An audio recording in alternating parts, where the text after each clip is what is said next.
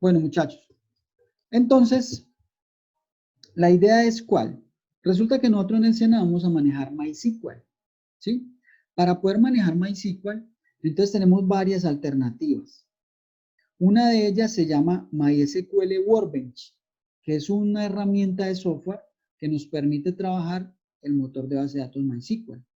Tenemos otra herramienta que es PHP-MyAdmin, una herramienta mucho más limitada, pero que también nos puede servir a la hora de plasmar un diseño, un bosquejo, un diseño como el que teníamos acá en una base de datos MySQL. Tenemos otra, por ejemplo, que llama SQL-Yoke, que también es una interfase muy buena para trabajar bases de datos en MySQL. Entonces ya uno, como digamos diseñador, o ustedes en este momento, en esta etapa donde están, ustedes pueden elegir cualquiera de esas tres herramientas, ¿sí? Digamos que yo me inclino por SQL-Yoke o por MySQL Workbench, que son, digamos, como más robustas. PHP-MyAdmin también sirve, pero es muy limitada y ya vamos a ver por qué. Bueno, entonces, ¿qué tenemos que tener en cuenta, muchachos? Para nosotros poder manejar, por ejemplo, PHP-MyAdmin, una forma fácil es, en primera instancia, descargar un software que se llama SAM. ¿Sí? Entonces voy a mostrar, yo no lo voy a descargar, ya lo tengo, pero es algo muy sencillo. Yo abro por acá este. Es algo muy sencillo, ¿cierto? Ustedes en Google digitan SAM y acá está la página oficial del SAM. Entonces, el SAM como tal nos ofrece tres cosas. Nos ofrece la posibilidad de trabajar en un entorno local, es decir, en nuestros equipos. Cada uno de nuestro equipo va a trabajar varias herramientas que provee SAM. Una de ellas es el servidor local, el localhost, para poder simular, digamos, lo que uno debe publicar, digamos, en un sitio en internet, en un dominio, ya sea gratuito o de pago, para poder publicar una aplicación en internet. Pero lo podemos hacer de forma local. Ese servidor o ese servicio se llama Apache, ¿sí? También, cuando hablamos de SAM, nos provee una base de datos. En este caso, ¿cuál? MySQL. Y también nos provee, digamos, lenguajes de programación.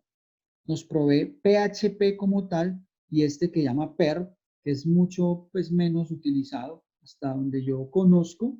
Es utilizado, pero no es tan difundido como otros lenguajes como PHP, Java, etcétera, ¿cierto? Entonces, después de instalar SAM, después de descargarlo, instalarlo, la instalación es muy sencilla. Prácticamente es siguiente, ¿sí? ¿El qué crea? Él crea una carpeta ya sea en C o en D, donde ustedes hayan direccionado la instalación. Yo la tengo aquí en D. SAM, él crea esta carpeta donde está pues como todo lo que él necesita para poder funcionar. Más adelante, nosotros vamos a ver que, por ejemplo, esta carpetica htdocs se llama el directorio de publicación, que es donde, digamos, se crean todos los proyectos que uno desarrolla como una aplicación web, ¿sí? Pero por ahora nos basta entender que el SAM crea una carpeta, ya sea en el C o en el D, que se llama SAM. Y después de que se instala, ya tenemos un servicio que podemos activar porque ya estaría instalada la herramienta en el equipo. Entonces, digamos que yo llamo aquí a SAM. Él allí entonces me ejecuta o me muestra como el panel de control de SAM. Listo, entonces aquí tenemos el SAM, ¿sí? Entonces lo que les decía ahora, el SAM nos provee el servidor Apache, el servidor localhost local, MySQL, que es la base de datos. Esto que dice filecilla es una herramienta para poder transferir archivos a través de un protocolo que se llama FTP, pero eso no lo vamos a ver. Y esto son otras dos herramientas que la verdad yo no he utilizado. Mercury y Tomcat no lo he utilizado, ¿sí? Como les decía, el SAM también nos provee un lenguaje de programación que es el PHP. Bueno, entonces, ¿qué necesitamos acá para poder trabajar? Necesitamos inicializar el servicio de MySQL. Entonces yo acá le doy Start para que él me habilite el puerto y el servicio MySQL. Tenemos un momentico que él aquí me habilite como el puerto. Bueno, entonces allí tendríamos el servicio MySQL, ¿sí? Si nosotros vamos a trabajar, aquí está el puerto, el 3306, que es el por defecto de MySQL. En este momento nosotros podríamos ya trabajar con, por ejemplo, MySQL Workbench o SQL-Jog, que es otra herramienta. Si quisiéramos utilizar PHP-MyAdmin, que es la herramienta con la cual podemos gestionar bases de datos a través del servidor que crea SAM, tendríamos que habilitar el servicio de Apache, ¿sí?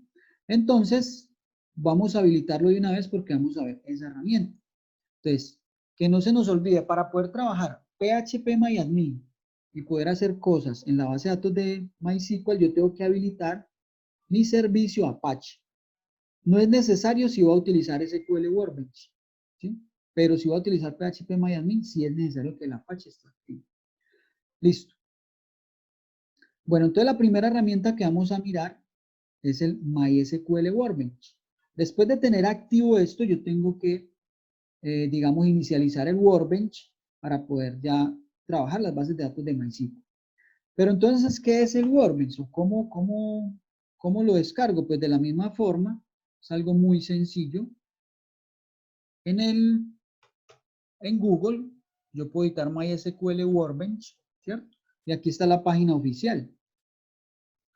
Entonces, prácticamente es mirar qué sistema o qué cantidad de bits maneja mi sistema operativo, mi procesador, para poder con base en eso yo descargar la versión más adecuada de MySQL Workbench si de pronto él no lo detecta automáticamente, ¿sí? Entonces, MySQL Workbench viene en dos versiones, una de 32 bits y una de 64 bits. Si de pronto alguno de ustedes no sabe cómo se da uno cuenta de la cantidad de bits que maneja el equipo, la idea es mirarlo en el panel de control. Panel de control, aquí en sistema y seguridad, sistema, acá, ¿sí? Entonces acá tenemos sistema operativo de 64 bits. Entonces, son los bits que nosotros debemos tener en cuenta para descargar el SAM. Si es de 32, pues sería la versión de 32. Porque si instalamos la versión que no es correcta, nos puede presentar problemas. Listo, entonces teniendo en cuenta eso, ya en la página de Workbench, pues simplemente uno descarga, ¿cierto? El programa y acá le dice entonces, vea, ¿cuáles los bits que usted maneja? ¿Cierto? Muchas veces él automáticamente lo detecta, otras veces de pronto no. Entonces hay que tener en cuenta los bits. Luego de que usted descargue este archivo, pues prácticamente la instalación es muy sencilla. Next, next, next. Ahí no hay pues como complique. Y ya cuando lo instalamos ya nos queda el software en la máquina. Después de que ya tenemos el software en la máquina, entonces abrimos el SQL Workbench. Eso está abriendo. Bueno, entonces acá tenemos la primera, digamos, la ventana inicial, la que nos muestra MySQL Workbench. Entonces, ¿qué debemos hacer? Lo primero que debemos hacer es crear una conexión. ¿Una conexión con qué? Pues con el servidor de MySQL. Porque esta es una herramienta de software que nos permite trabajar con base de datos MySQL y necesitamos decirle, vea, yo quiero que usted se conecte a este servicio de MySQL. Entonces vamos a darle clic acá en un más que hay por acá. Le damos clic en el más y él nos muestra esta ventanita, ¿sí? Aquí entonces vamos a darle un nombre a la conexión. Yo le voy a colocar, por ejemplo, ATSI 206. No recuerdo bien el número de la ficha de ustedes. Voy a mirarla por acá tengo la trampa. 206-2287. 206-2287. ¿sí? Entonces yo le doy un nombre a mi conexión. El nombre es el que ustedes quieran. ¿Sí? Listo, después de darle el nombre, entonces tenemos el método de conexión, lo vamos a dejar en el estándar, en el protocolo TCP/IP. ¿Sí? Lo vamos a dejar allí. Y acá entonces están los parámetros. Cuando hablamos de un hostname, este número que ustedes ven acá es una dirección universal para indicar que es un local host, o sea que es el equipo como local, ¿sí? El equipo, la máquina donde ustedes están trabajando. Si en algún momento nosotros nos fuéramos a conectar de forma remota a un servidor por allá que esté en un hosting, por allá en otro lado, aquí tendríamos que indicarle cuál es la dirección IP de ese hostname, de ese servidor. Como estamos trabajando en el equipo local, Michael, ya le voy a contestar, como estamos trabajando en el equipo local, entonces vamos a dejar esta dirección allí por defecto. Bueno, Michael quiere preguntar algo, entonces esperen un momentico, porfa. Michael. ¿Pero me escucha? Sí, ahí lo estoy escuchando y creo que todos los compañeros lo escuchamos. Ah, listo. Profe, con SAM también hay que tener en cuenta la cantidad de bits. Con Sam, claro, también. Sí. Generalmente Porque, por ahora, ejemplo, yo estoy mirando y solo hay de sí, 64. listo. No, pero es que generalmente, ¿qué pasa?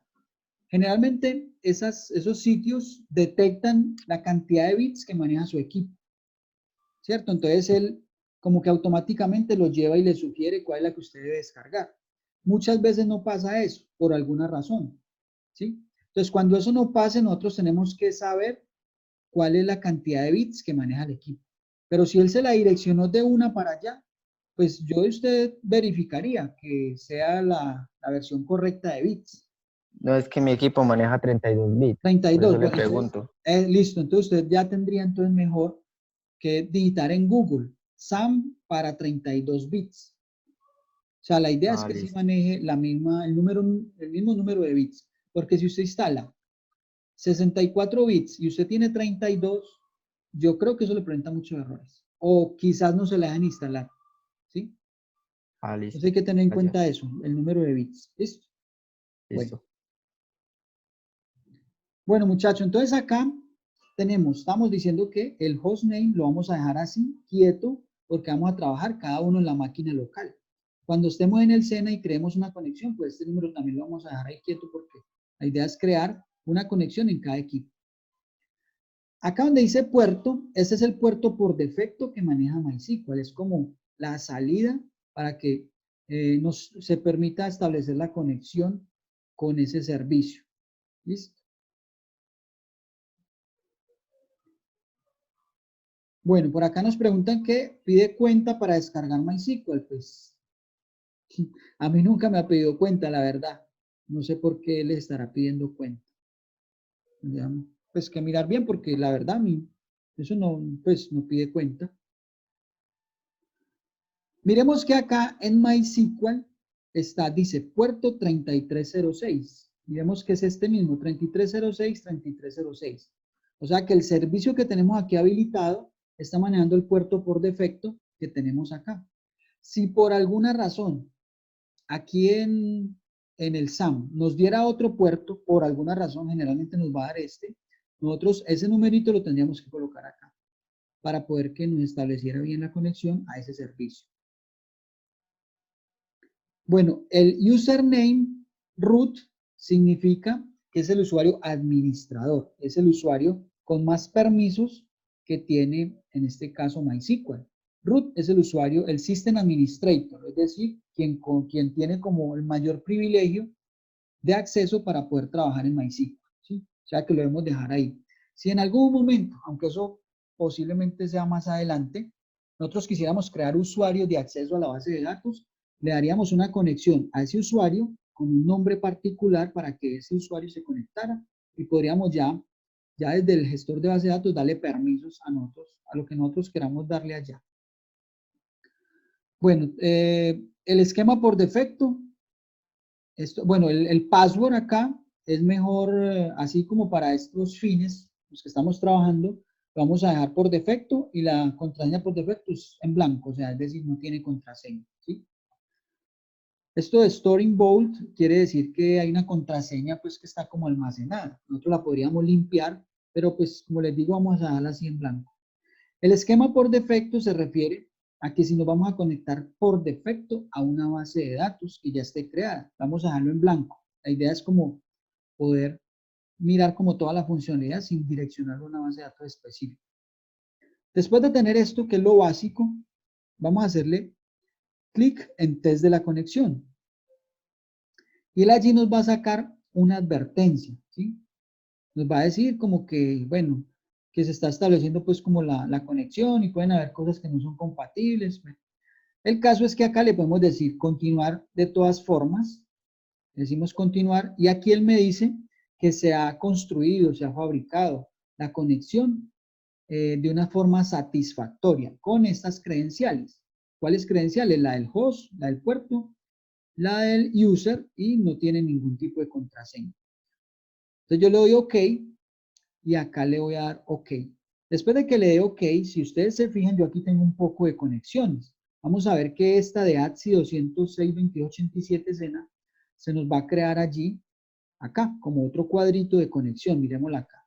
Entonces, cuando ya tenemos esto creado, para poder entrar a Workbench, cada vez que ustedes inicialicen el Workbench, vamos a ubicar nuestra conexión y le vamos a dar doble clic. ¿Sí? Él nos va a sacar este mensaje, ¿sí? Pero nosotros le vamos a decir continuar de todas formas. Para el trabajo que vamos a hacer, pues digamos que de esta forma lo podríamos realizar. Ya aquí entonces tengo el acceso a la herramienta MySQL Workbench, ¿sí? Cuando ustedes lo instalen por primera vez, a ustedes no les iría a salir todo esto. A ustedes simplemente les iría a salir el esquema test. Y de pronto otro que no recuerdo cuál es, pero de fijo el test. O sea, la base de datos test, que es como una base de datos que viene por defecto con MySQL, ¿sí? A mí, ¿por qué me salen todas estas? Pues porque yo ya he hecho ejercicios, digamos, y he creado otras bases de datos allí para las clases pues que he dado allá en el CEN, ¿sí? Si ustedes, por ejemplo, sale así esto, cuando ingresen, pues es cuestión de que vayan y le den clic acá a esquemas. Y allí están las bases de datos. Cuando hablamos de esquemas, en MySQL estamos hablando de contenedores, o sea, de bases de datos, ¿sí?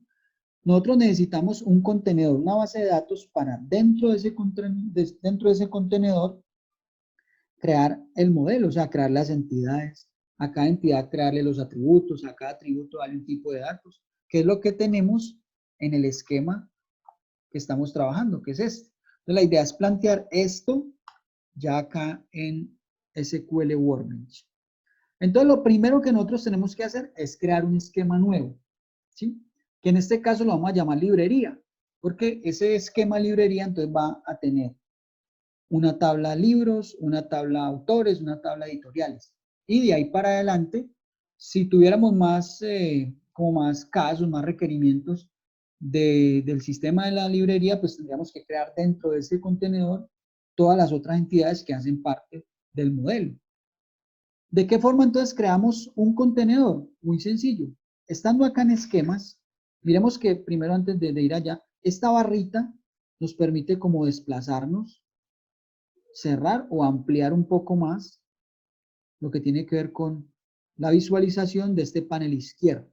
¿Listo? Esto que dice acá o esta ventana se abre por defecto en un query. ¿Qué es un query? Es una consulta, pero esto lo vamos a aprender a hacer más adelante. ¿Cómo creamos un esquema? Entonces, acá en un espacio que esté por acá como en blanco, vamos a darle clic derecho, salen una cantidad de opciones. La que nos interesa en este momento es la que dice Create Schema. Create Schema, ¿cierto? Oigan, se alborotó el perrito. Create Schema. ¿Listo? Entonces, nos sale esta pestaña. Miremos que Workbench maneja pestañas. Aquí tengo una pestaña que es independiente a esta. Y vamos a darnos cuenta de que podemos crear, o a medida que vayamos visualizando aquí cosas, nos va creando una nueva pestaña. Quiere decir que yo en MySQL Workbench puedo trabajar múltiples pestañas, múltiples cosas a la vez. A diferencia de PHP que lo vamos a ver ahora, que nos trabaja una sola página. Listo, entonces tenemos acá y nos dice name, nombre. ¿Cuál es el nombre que usted le quiere dar a su esquema? Entonces vamos a ver. Esos nombres no se me podrían repetir. Entonces yo aquí le voy a colocar librería. Ustedes allá le pueden colocar librería y eso. Bueno, aquí hay que tener en cuenta que cuando nosotros nombramos bases de datos, entidades, atributos, hay que seguir algo que son les voy a colocar aquí, reglas mnemotécnicas. Mnemotécnicas. De esto hay un video que yo les voy a compartir para que ustedes lo miren, que lo tengo allá en YouTube. Son unas reglas muy importantes a la hora de declarar nombres de bases de datos, nombres de entidades, nombres de atributos.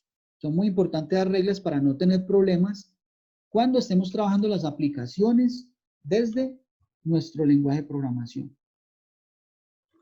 Listo, entonces librería. Librería, yo le voy a poner librería 206 2287. Voy a poner así.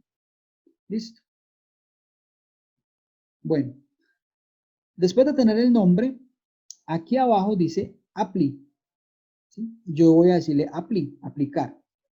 ¿Sí? Y miremos que acá él nos dice, vea, vamos a ejecutar este comando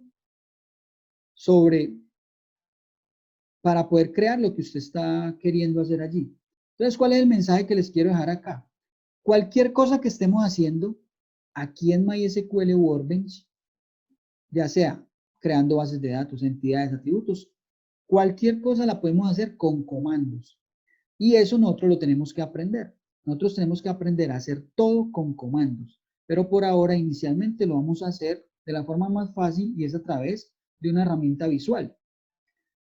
Entonces, alguien podrá preguntar, pero ¿por qué con comandos si todo lo podemos hacer aquí? Resulta que muchas veces nuestras aplicaciones tienen que ser autónomas. Autónomas quiere decir que ellos o la aplicación como tal de forma autónoma tiene que crear nuevos campos a las bases de datos porque hay actualizaciones, ya sean normativas o de la misma aplicación por requerimientos de los clientes. Hay aplicaciones que al pasar de un año al otro tienen que crear nuevas entidades de forma automática. Entonces, nuestras aplicaciones tienen que tener códigos, tienen que tener comandos que creen automáticamente cosas en la base de datos, que modifiquen la estructura y creen nuevas entidades, nuevos índices, nuevas relaciones sobre la base de datos para poder que sea autónoma y no siempre tengan que depender de quien desarrolló la aplicación. Entonces les voy a poner un ejemplo muy sencillo. Una aplicación contable, por ejemplo, cuando pasas de un año a otro, necesita crear algo que llama una nueva vigencia fiscal. Es decir, separar los movimientos, digamos, del año 2020 en el que estamos, del 2021, digamos, en un futuro.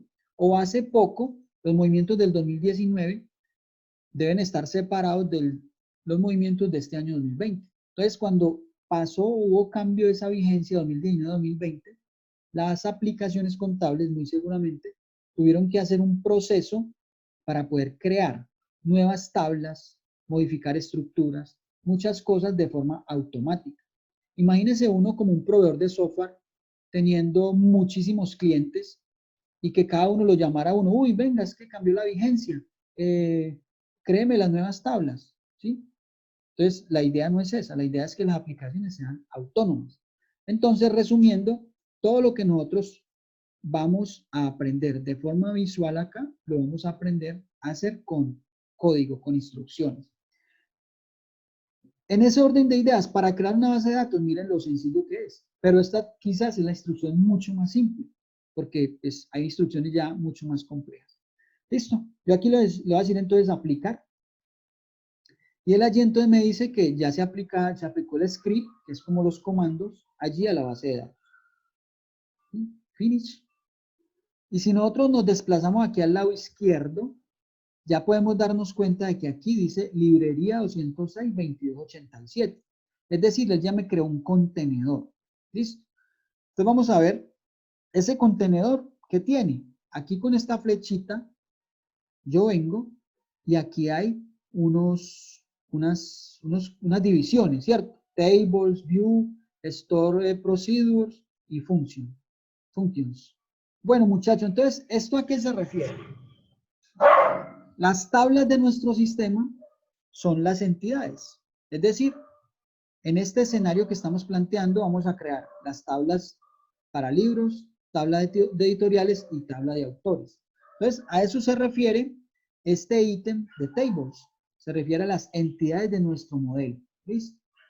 Cuando hablamos de vistas, eso no lo vamos a ver todavía, pero lo vamos a ver en un futuro, porque es algo demasiado útil en los, digamos, en los sistemas de información y en la, ya sea en la integridad de sistemas o también en la visualización de datos de forma protegida.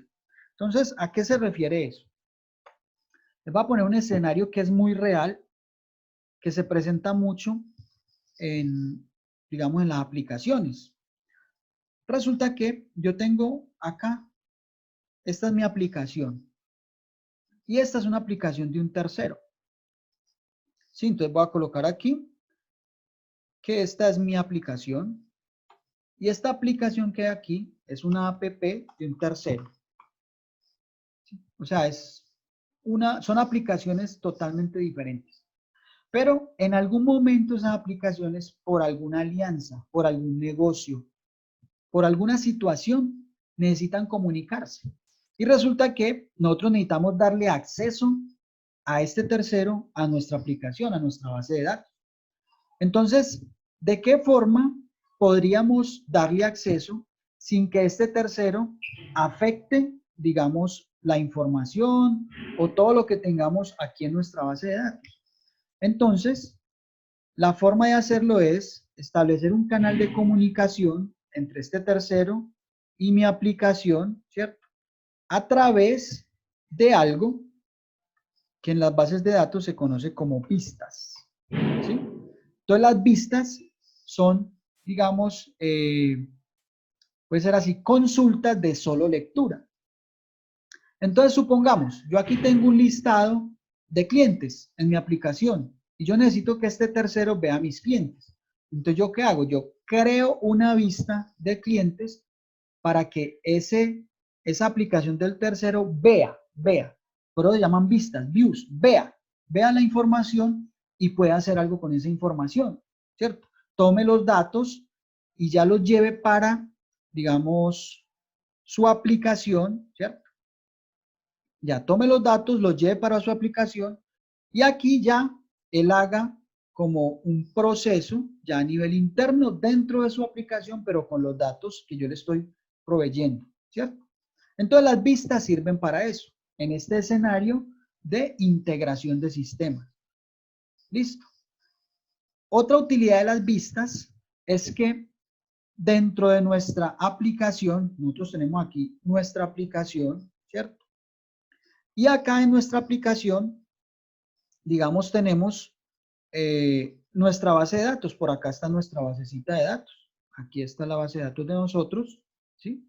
Y resulta que dentro de nuestra aplicación hay muchos usuarios, ¿sí? Por acá hay un usuario, por acá hay otro usuario, por acá hay otro usuario, etc. Y cada uno de ellos va a tener acceso a la base de datos. Entonces yo podría decir a través de vistas que este usuario, por ejemplo, tenga acceso a una vista, pero que no pueda modificar la información. Mientras que, por ejemplo, estos dos sí podrían hacerlo, ¿sí? Eso se da en un ambiente real debido a que en las aplicaciones existen roles, es decir, permisos de acceso.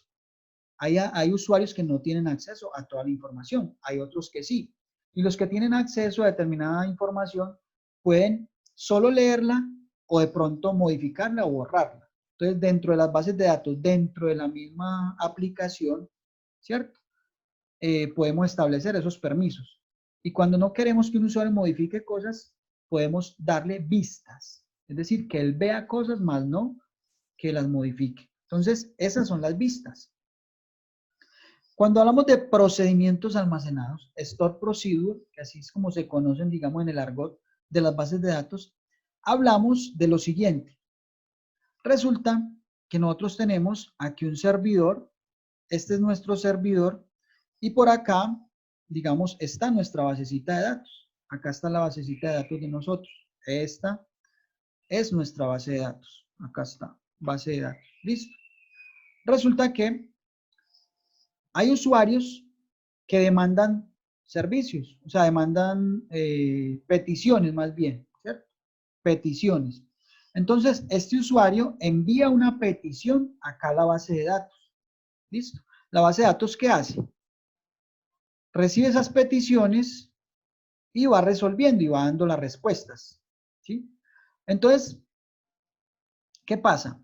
Resulta que en este camino, cuando los procesos son muy pesados, esas peticiones pueden tardar mucho porque el procesamiento va a ser elevado. Entonces me refiero aquí, ¿a qué? Perdón, ¿a qué? Digamos que se está creando una factura, por poner cualquier ejemplo, y resulta que esa factura es, o implica más bien desde el punto de vista de bases de datos, un proceso pesado. ¿Por qué? Porque tiene de pronto que tener en cuenta cuál fue el cliente, cuáles fueron los productos, tiene que alterar información o buscar información en mucha, digamos, de las estructuras que hay dentro de la base de datos. Entonces, esa petición cuando se hace de acá a acá, digamos que puede tardar un tiempo considerable y va a afectar el rendimiento de la aplicación, ¿sí? Entonces, ¿qué pasa cuando hablamos de procedimientos almacenados? Cuando hablamos de procedimientos almacenados, estamos hablando de que el usuario va a hacer esta misma petición, pero no va a enviar la petición con todas las consultas, con todo lo que hay que hacer, con todo el proceso, digamos, lógico y algorítmico. No, va a enviar es una petición para que se ejecute el procedimiento almacenado.